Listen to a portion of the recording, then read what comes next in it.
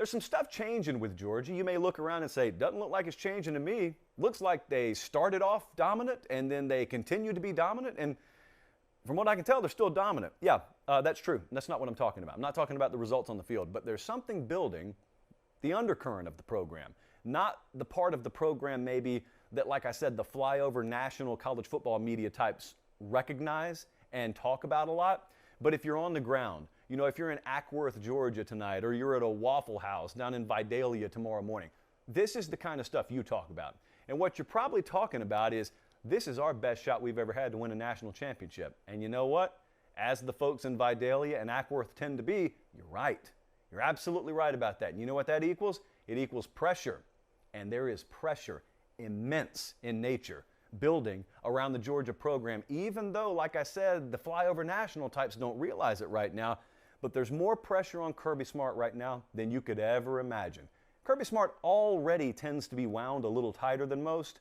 And so when you look at him right now, and they're an overwhelming number one, and they're blowing folks out, yet he still looks like he's about to freak out at any second on the sideline. Well, it's number one, it's because he's different, which you have to be. Number two, it's because he knows exactly what I'm saying right now is true. He puts it on himself. Those coaches put it on themselves. It seems weird, though, what I'm saying right now, and I know it does. It seems weird if you're just a casual college football fan and you don't follow Georgia any closer than just watching them on Saturday and then you watch them next Saturday, but you don't keep up with them during the week.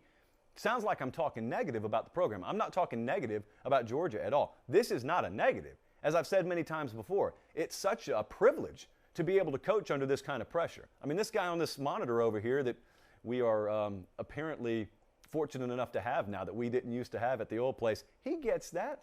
I mean, he wouldn't want to trade places with anyone else right now. That's not a negative. Pressure's not a negative. It's a negative when you're like Sark at Texas right now. There is no postseason pressure. You know, there's pressure to make a bowl game over there. This is pressure to win a title. Okay, Kirby Smart's all about that. That's why he took the job. That's why they hired him there. That's not a negative. What I'm just trying to reemphasize to you is there are some positives out there that are illusions, but they can play mind games with you. And what I'm talking about is this. You think about where Georgia football is and has been for several weeks now, because weeks turn to months, and the weeks have now turned to months with Georgia. Started out where they opened against Clemson, right? And Clemson was favored. So Georgia hasn't even been favored in every game they've played this year, but they beat Clemson, and defensively it was an emphatic performance. And so they beat Clemson. Ever since then, they've been up there. They've been either 2 or 1 in most polls, and now they're number 1. So Georgia starts to get a lot of credit after that Clemson win. And over the next several weeks, they climb to number 2 or number 1 in most polls, and then the weeks turn to a couple of months, and you get blowouts. And then you get some players being added to award watch lists, and you get a lot of love, like I said, in the polls. And then here come the playoff rankings, and we've got love in the playoff rankings, and people are not only telling us we're number 1, but they're talking about how big a gap there is between Georgia and then the rest of the country. All that's happening right now. Nothing about that's bad inherently, but you got your bowl projections coming out. Georgia's going to play this team in the semifinal. They'll play this team in the national championship. Here's the mind game that plays on you. If you're not careful, it makes you feel like you've accomplished something. It's not worth anything. I don't care if that is 10 gallons of water that just got poured out of a giant bucket. If there's a hole in the bottom of the apparatus that is used to receive the liquid, you don't have anything. Nothing got caught at the end of the day. Bowl projections aren't worth anything. You don't win anything because of that. They don't give you a trophy for being ranked number 1 in October.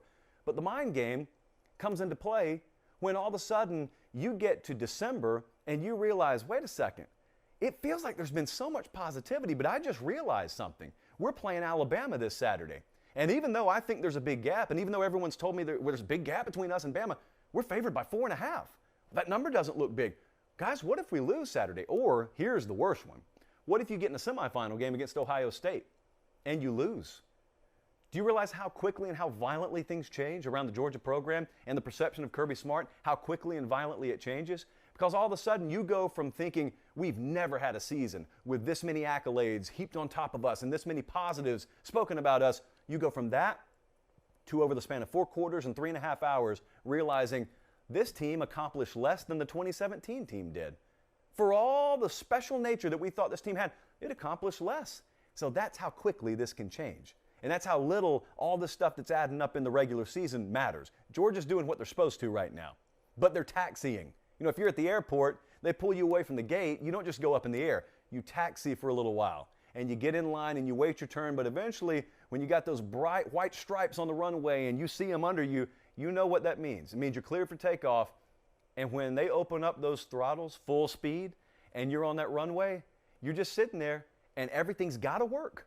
Because at that point, you're going too fast, you can't slow down, and you're about to take off, and you just hope everything's in place, and the nuts and bolts are in place, and those wings and flaps are at the proper angles, or else, well, you crash.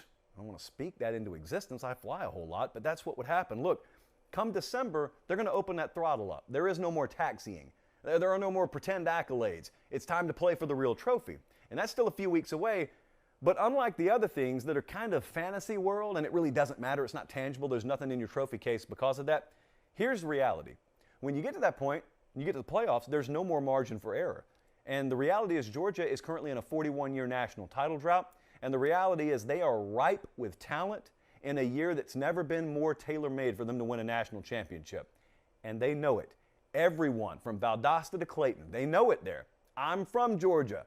My home is Georgia. I know good and well what people are thinking there. Everyone believes it's their year. How do you argue with that? Nationally, everyone believes it's Georgia's year. And that's all well and good. As long as it becomes Georgia's year, it will be the stuff of legend. The guy who finally wins a national title at Georgia for the first time since a lot of our audience has been alive will be an instant legend there. I'm just telling you, if it doesn't happen this year, and those folks are convinced, as am I, that this could very well be the best shot they've ever had, and maybe, for all we know, will ever have to win a national championship with the rest of the landscape void of other elite teams, you have never seen the perception of a program and a head coach so violently shift in the snap of a finger like it would if they were to go down in the playoff. So I'm not saying that to be negative. Again, it's a privilege to get to this level to deal with that pressure, but you cannot imagine the pressure on Kirby Smart in Georgia right now. It feels so calm. It feels so serene. You're watching them just cruise, and you can't tell, but underneath they know it. In the state of Georgia, they feel it right now. So it is going to be white knuckle city when they get to the SEC championship game, and then really when they get in the college football playoff, because they'll be there regardless, unless complete disaster strikes between now and then. You have never seen a program under more pressure than the Georgia program will be come playoff time. For the sake of my hometown brethren, I hope they get it done. I really do, because the alternative, I'd probably just stay in Nashville for a while. I probably just wouldn't even go home.